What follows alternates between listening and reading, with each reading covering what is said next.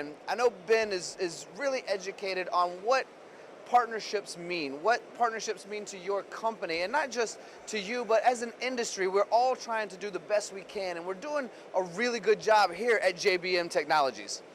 Ben, would you mind elaborating on what these partnerships mean? Because we've already started with a whole smorgasbord of machine tools here, right? A smorgasbord. So obviously, in order to support everyone you work with, it must matter that you care.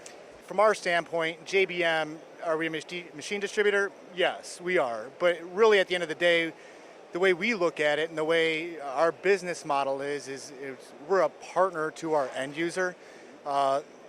If they're not making chips, they're not making money, right? And if they're not making money, they're certainly not buying machines. And that's what we're here to do.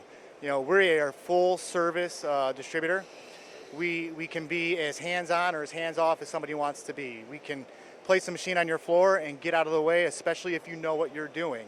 Or we can develop a full process and turnkey solution for an end user. And what makes us unique is that we've got the talent and the staff behind us in order to make that possible. From the technology center that we opened up in Lancaster to the 3 standalone facilities that we have, which house both spare parts as well as equipment and support staff for JBM.